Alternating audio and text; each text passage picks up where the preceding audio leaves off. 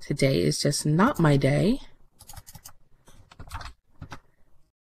All right, so in applying the process, how do you start on the path towards success on the grid? Now, one thing that I see a lot of businesses do when they decide to start up on the grid, if they're starting as a role play sim or something else, they just say, oh, I have an idea, let me go get a sim and build.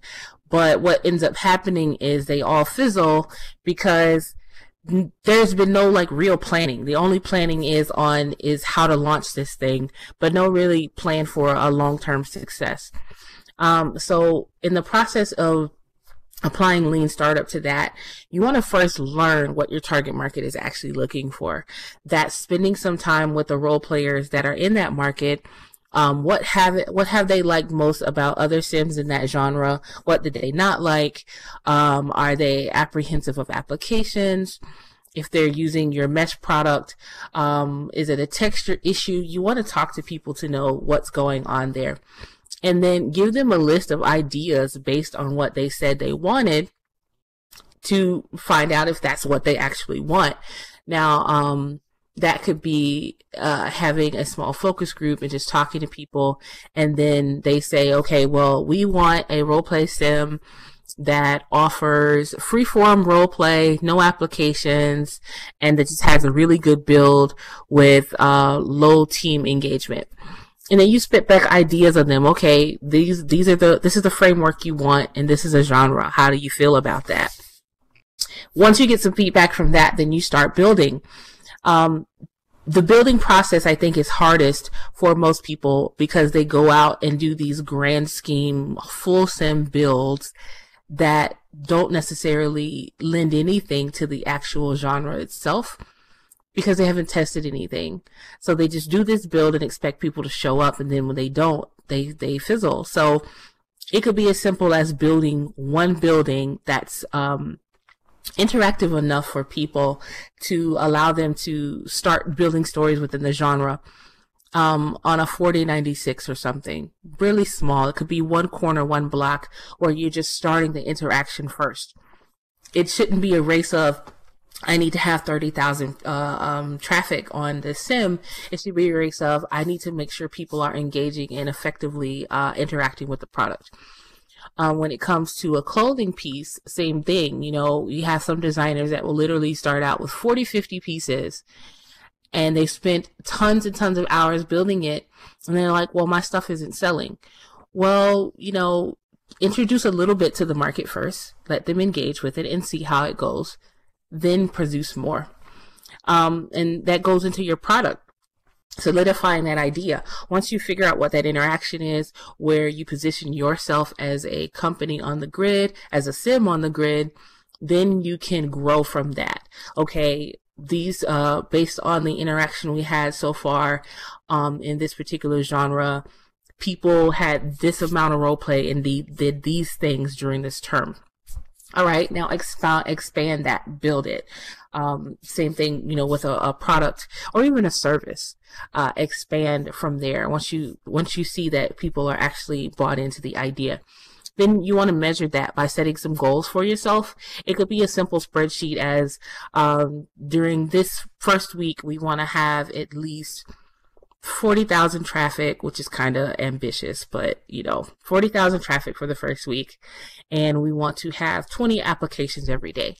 Setting goals like that will help you work towards a sound marketing strategy to help people know what you're doing, as well as what you need to grow. Because if you're having consistent 50, 60, even 70,000 traffic a day, you may need to expand to a second sim just to keep lag down. And then that data that you get from measuring that then tells you what you need to do next, what processes you need to put in place, whether you need to grow your admin teams, whether you need to spend a little more time developing. So it's a lot of people don't want to think of their time in the grid as being a business, but because you're actually spending money here to build these things, you kind of have to, else you'll end up in the poorhouse pretty quick. So The next thing we'll talk about is the lean canvas. But before we go on to that, do I have any questions from the audience so far?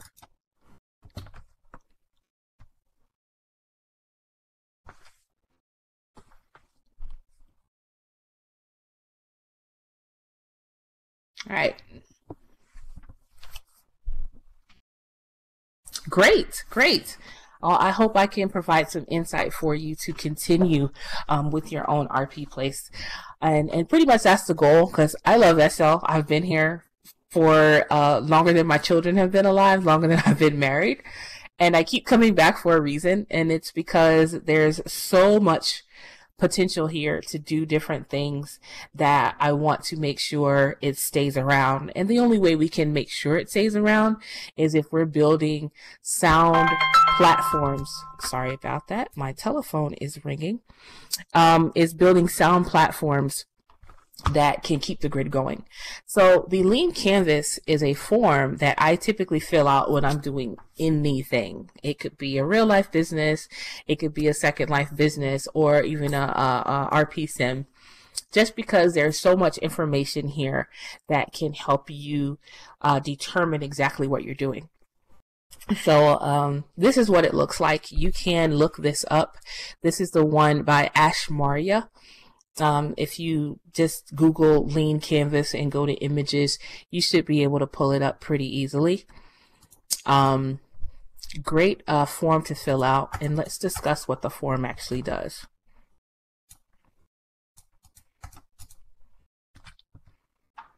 So now, completing the lean canvas for the grid is literally no different than any other business, because the grid is still, like I said, it's still a functioning entity that should be thought of as a business. Yes, it may spawn from our passions, from our interactions, but we still have to look at it objectively in order for it to succeed. So how do you plan your venture for optimal success? Number one is your customer target, your customer segment rather. This is your target market. Who are you building this thing for?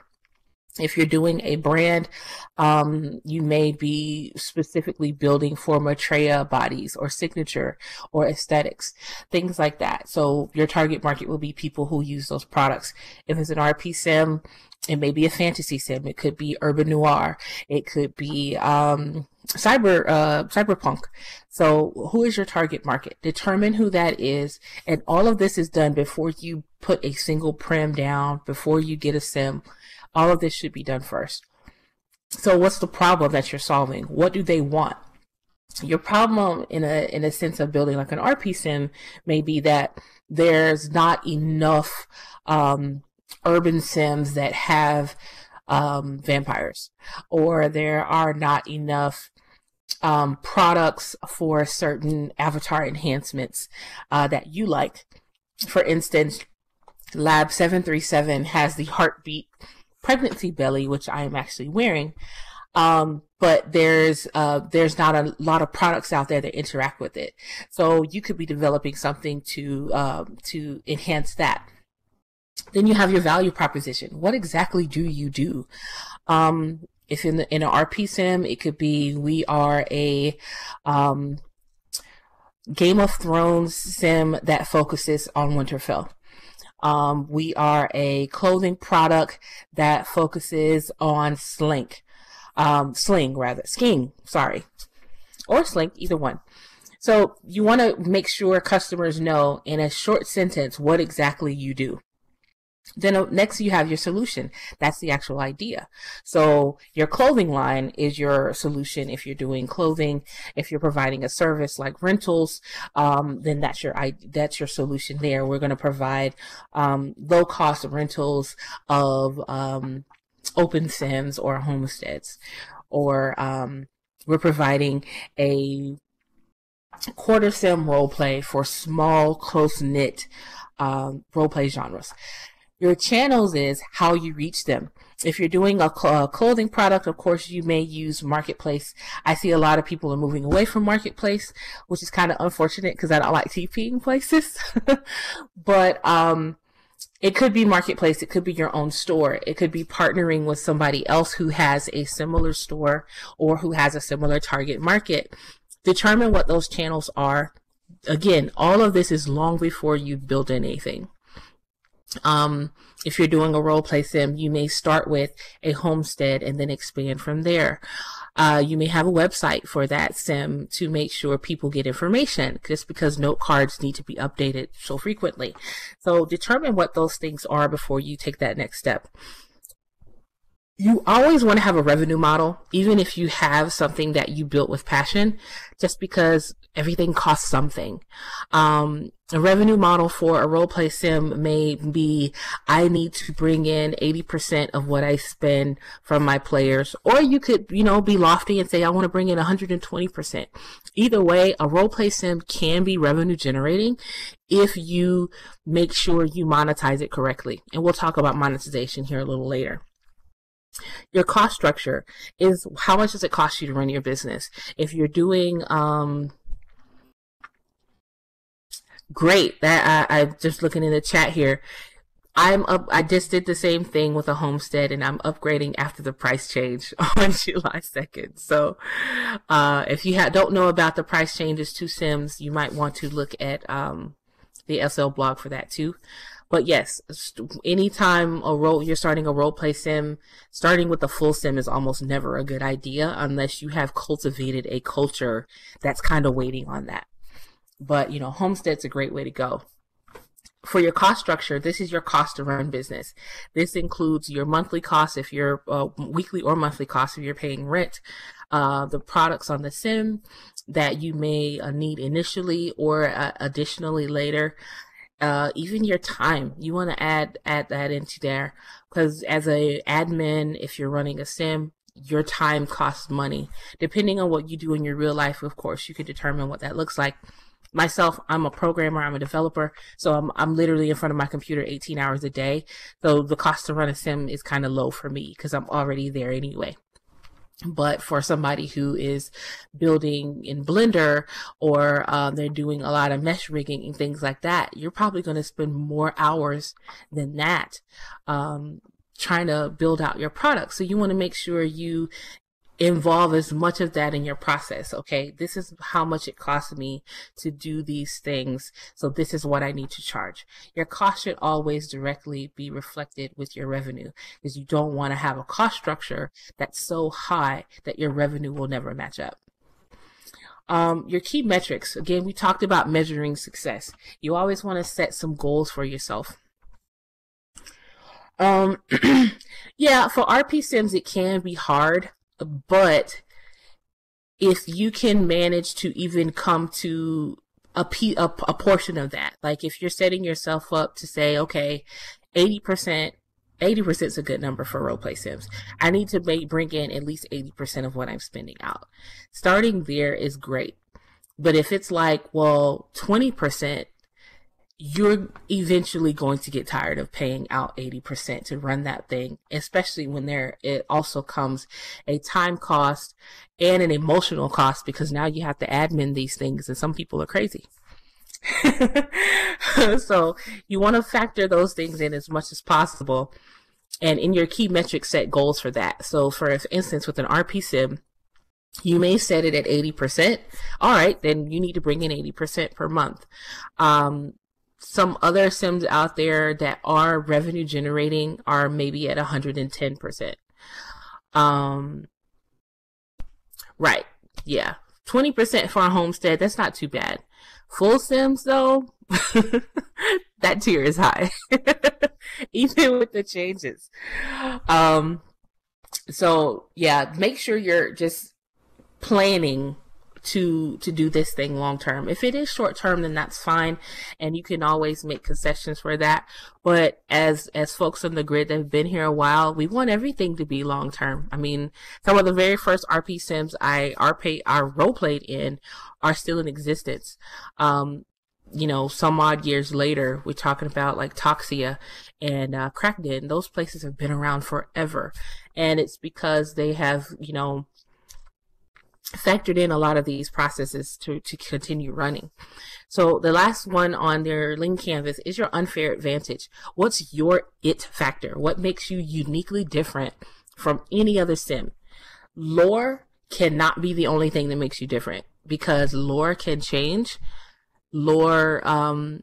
It's an evolving thing across many different platforms. So what's that other thing that you offer? It could be that your sim is a para role play, and that your genre is so different that nobody else could compete with you.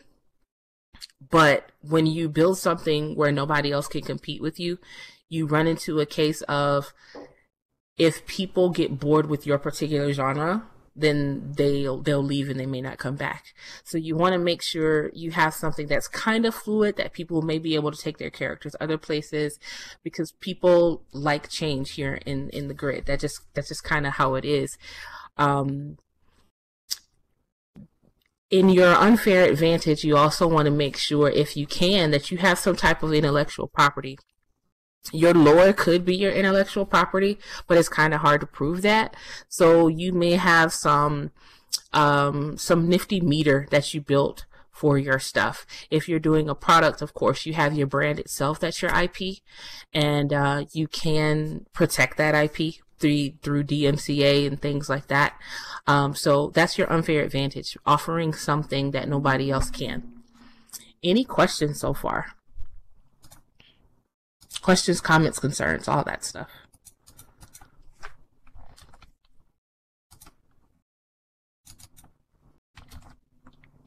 All right. I'm glad I figured out this whole technical thing here so we can actually get into it.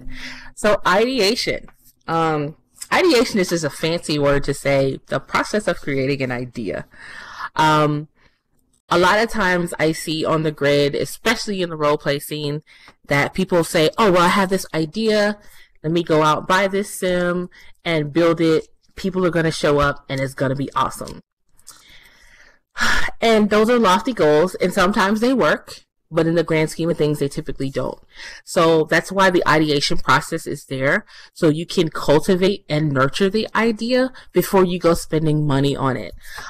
Just because it's harder to convert people to your idea after you've established everything than it is to include them in the process of establishing it.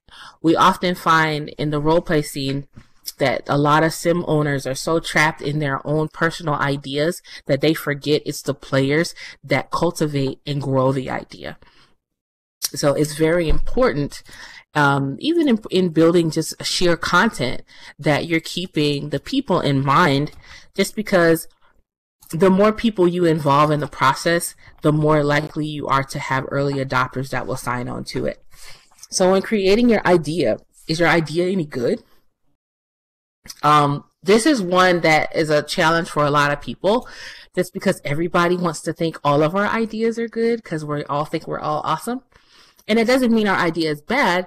That just may mean it needs to be cultivated a little more. It needs to be planned and thought out with a little more thought process.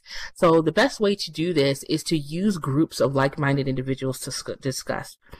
When I'm doing a roleplay idea, I go to Seeking Roleplay or a couple of other groups just to take a look at what people are doing, what people are saying, and ask questions. You know, I see you're at such and such sim. What do you like about it? What don't you like about it? What could make it better? What could be awesome?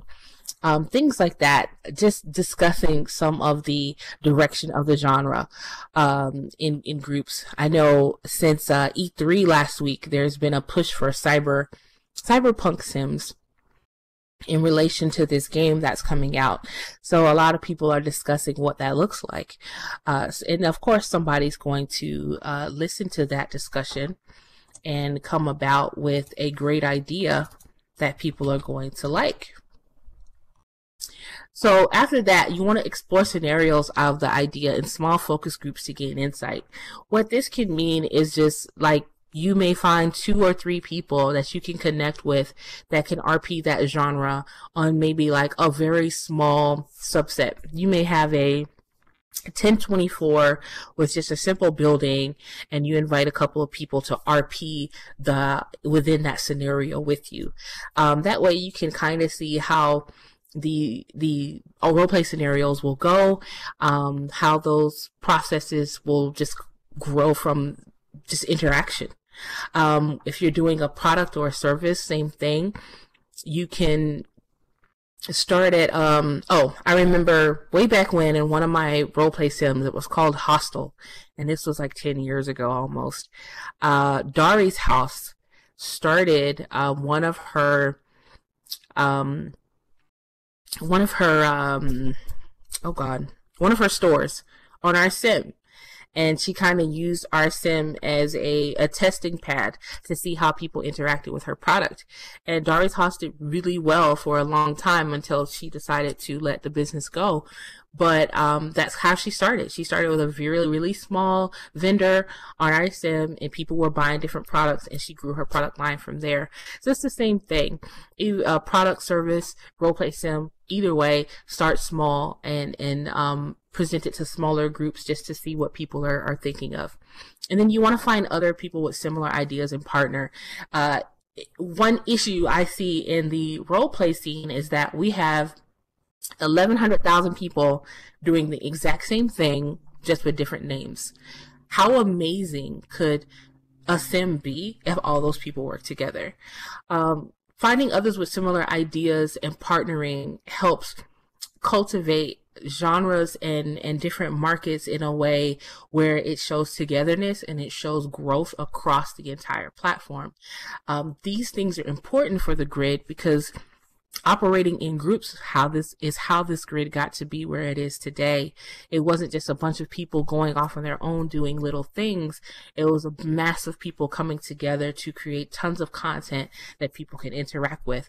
So that finding others piece is hugely, hugely, hugely important. Any questions before I move on to the next thing?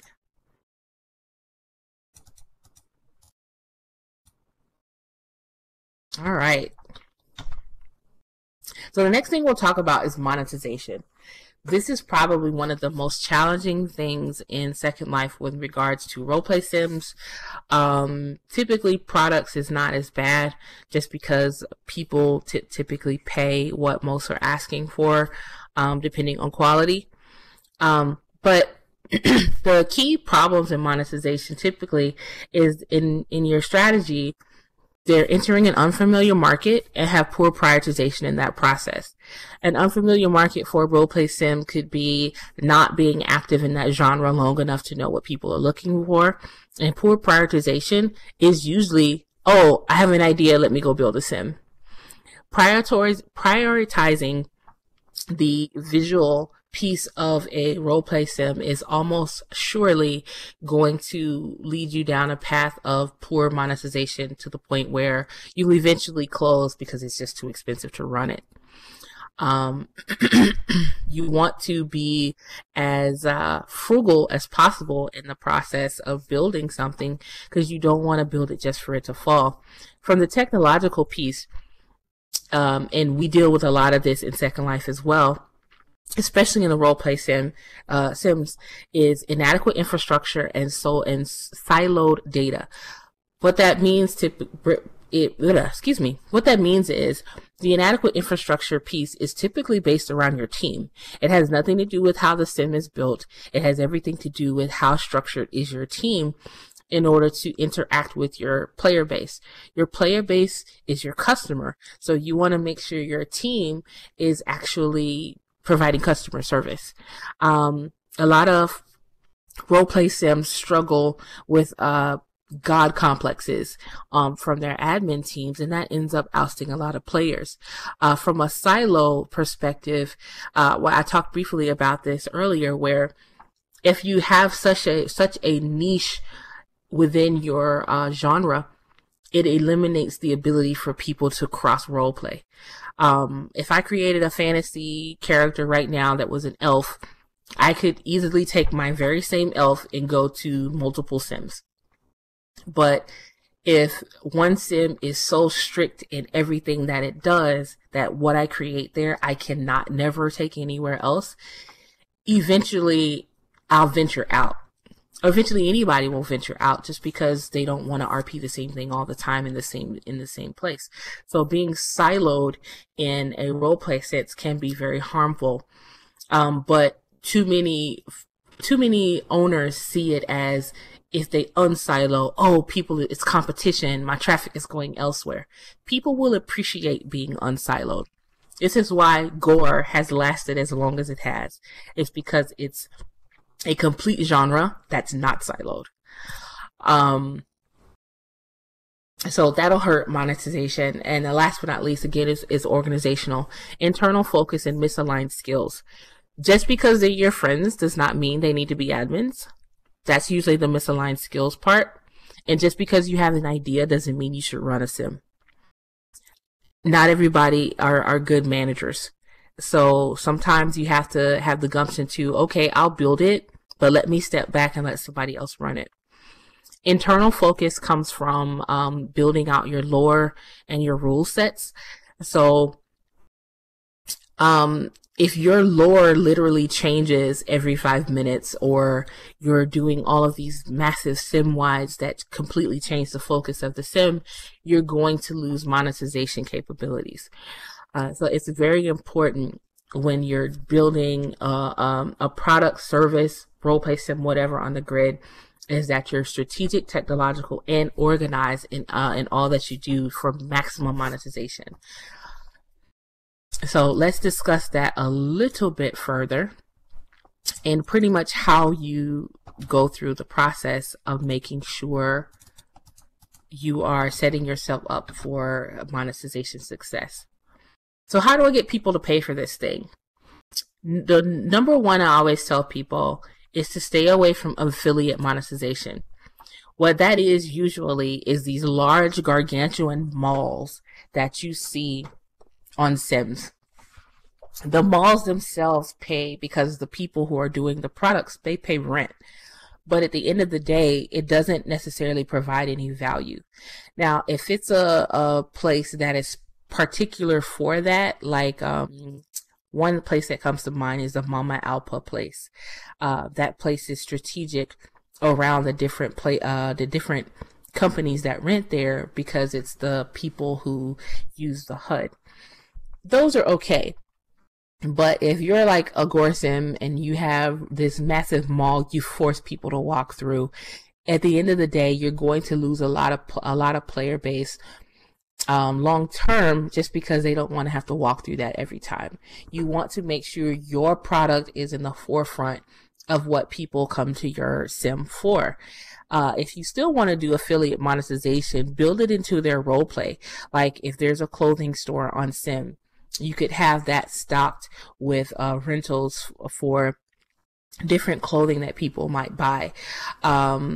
If there's a furniture store, that's how you kind of get your people to interact with your affiliates versus forcing them through this massive walk when they first get there. You want to provide products and features people actually want, not just what you want to create. Of course, you want to make sure your idea is in the forefront and you're creating because it's something you like. But if people don't actually want it or are on that same wavelength, then you're not going to be optimal for monetization. At that point, you'll likely spend 80% paying for your sim and only have about 20% coming in. So you kind of have to listen to your player base. When it comes to a product situation, it's a little different just because people will buy what you create, but you still want to listen to what people want. You see this a lot with content creators that may come out with different versions. They may do different upgrades, fixing things, making things better. Constantly listen to your player base and your customer base to know what they want so you can know what to do next. Be realistic in the pricing and know that value and price are not the same thing. Something I see that may be priced at like 5,000 linden, in my mind may only be valued at 250 linden, so I probably won't buy it. But if it's so intricate and designed that I think, oh, okay, it's worth that, then of course I'll pay for it. And this is how people are. If you're producing quality that comes with stellar customer support, that comes with free updates and things of that nature, then of course you can afford to charge a lot more That's because people have interact with the product and know it's worth the money. When you're new on the scene, you may not get that warm and fuzzy from people just because they don't know what your quality standards are. And you want to have various offerings to keep your target market large. So in the process of like a role play sim, if again this goes back to lore, if you make your lore so niche that it only affects maybe 5% of the grid, then you're always going to struggle for traffic. But if you have certain niches built into your lore, but still allowing for a larger player base, then you'll churn a lot better. You'll have more people coming in interested in what you're offering, and then they just may stay away from those niche parts. It could be, as simple as, well, you have a role-play sim that's based on vampires, but you're not stricken to any lore of vampires, so that you may have your Twilight vampires versus your World of Darkness vampires versus your Interview with the Vampires.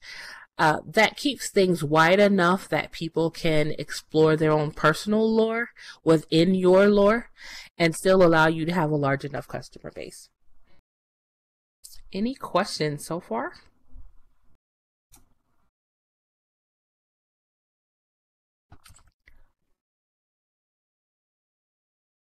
Thank you.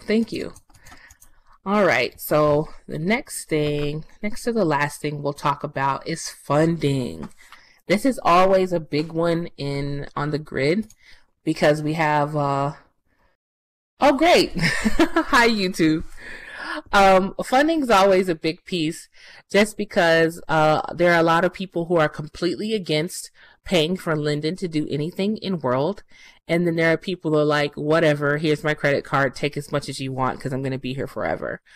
So we have lots of people with great ideas, but they may not have an opportunity to fund that idea. So one thing I'm in the next year is trying to be strategic in creating funding opportunities for people in Second Life, just like I do in real life with working with angel investors and venture capital firms rather. So let's talk about what funding looks like for Second Life. Now, one thing I always try to tell people is, just like you can go to Chick-fil-A, I'm from Georgia, so of course there's Chick-fil-A everywhere. Just like you can go to Chick-fil-A and spend 20 bucks on a meal there, you can spend 20 bucks to make 100 in Second Life. And that's always been my process, because that's kind of how I got started. I spent $500 my first time in SL over almost 12 years ago now. It'd be 12 years in August. And that first year I made $75,000. Our company got close to making our first million, and I mean million in real life dollars, real USD, during my term. But it all started with me bringing in $500. So don't be afraid to make money, but you got to spend a little bit. And of course, you want to make sure you're operating within your budget. But as long as you have a good sound process and procedure to doing this, you can be successful. So how do you get the funds to get started? If you don't have it to just put out, you want to create a group of like-minded individuals that you can connect with off the grid to fund your ventures. Now, when I say connect off the grid, that doesn't mean you go sit down and have coffee necessarily. It could mean you have a Skype conversation, or you may be friends on Facebook. I'm friends on Facebook with tons of people I met on the grid over the years, and we have remained friends forever. So it's just connecting with people who want to see your idea grow as much as you do. And there are a lot of people out there who do. You just have to find them, and you have to actually befriend them and be on the same wavelength. You can also solicit large business owners on the grid for content expansion. This could be you going to Anshi Chung and saying, hey, I want to start a series of urban family role-play sims using your sims, in which we provide the content, you provide the location, and we'll help you increase rentals. It could be something as simple as that. Literally, my first major customer on the grid did that. He came to me with a series of Sims he owned. He had no clue what to do with them. I turned a couple of them into rentals, and I turned a couple of them into roleplay Sims and made him a lot of money. He's still my Facebook friend to this day. And he's on my LinkedIn too. So, that can be a great partnership, just because your large business owners don't typically have a lot of time for content creation outside of their own product. But if you can find a way to mesh what you're doing with what they're doing, that can be a great way to bridge the gap and expand on your idea. The third one, and probably one I would suggest over some of the others actually, is to develop a return on investment structure for people off the grid. This could be an investment opportunity between you and a friend or family member, grandma who, you know, wants to make a little extra change while she's playing her bridge game. Other family members, cousins, things like that, that may know nothing about Second Life, but know what an investment looks like. If you're a content creator where you're building a product, of course, that conversation is going to be a lot easier than probably a role play sim. But, you know, you may say, hey, I just need $500 to upload all my meshes so I can turn this into a real thing. And, you know, it's, in the end of the day, it's nominal, but $500 on the grid is actually huge. So, you know, don't be afraid to ask those questions. A couple of companies that have turned their what started as a pastime into a full-time business is Sensations. I know is one. Excite is another. Anshi Chung, of course, is another. That, of course, she created hundreds of thousands of jobs for her people in the process of creating her business. And, you know, all of those people started with minor investments to get it going. They started with 1 sim, 2 sims, 10 sims until it grew. And so it's always a process in what you're doing. You want to make sure you're following that process as strategically as possible. Questions, comments, concerns?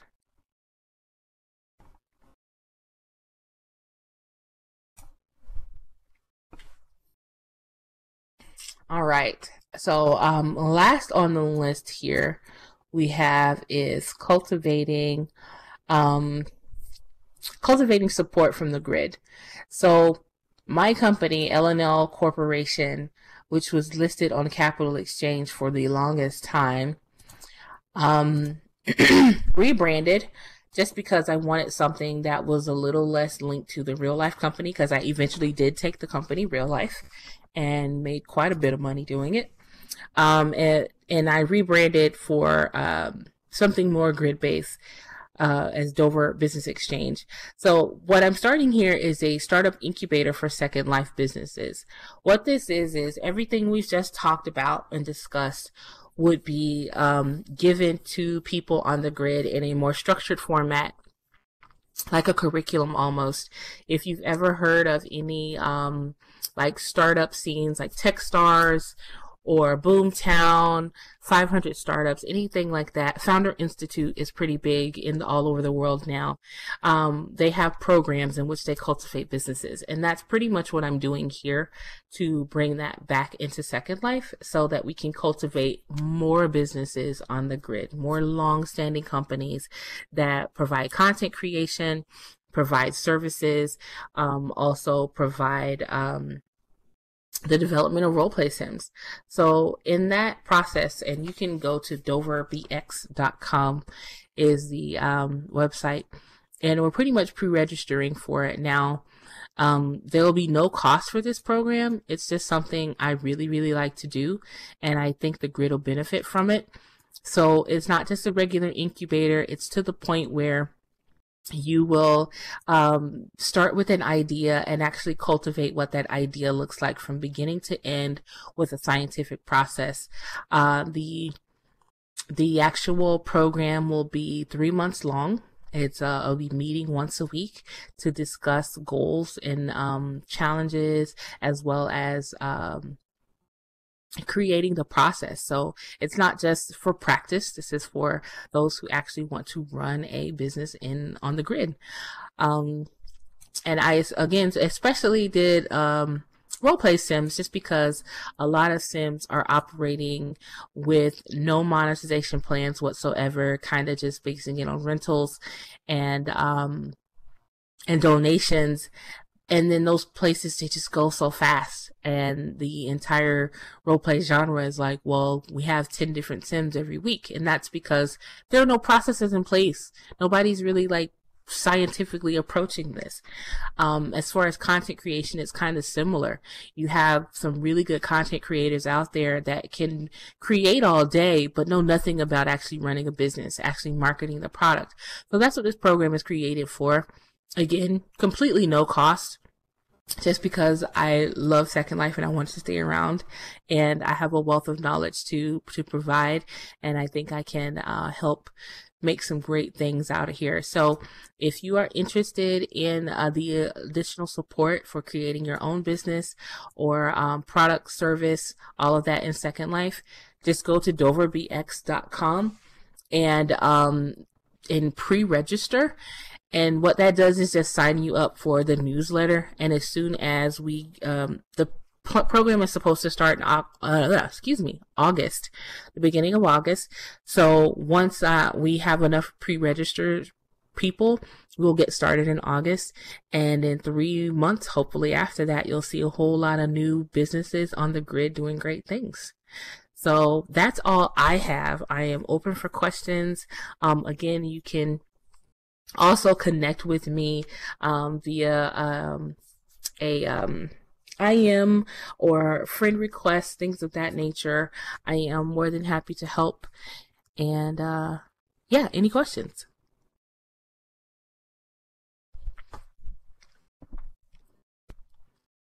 You guys are quite welcome,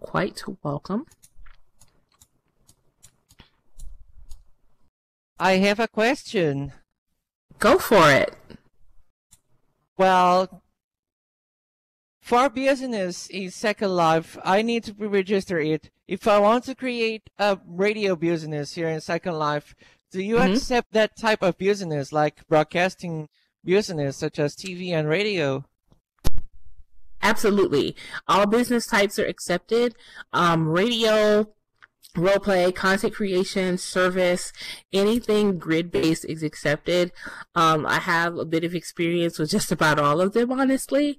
So yes, absolutely.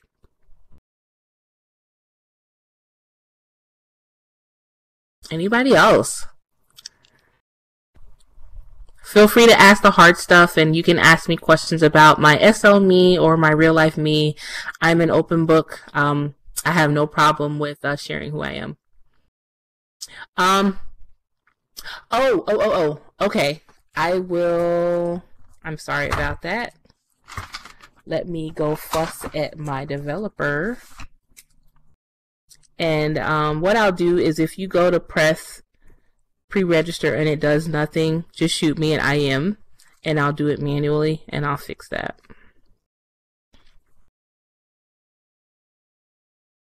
We just moved everything into the cloud, so some of our websites are being wonky.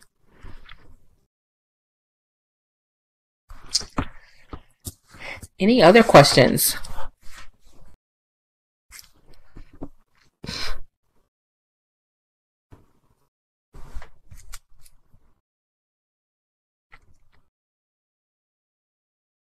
All right.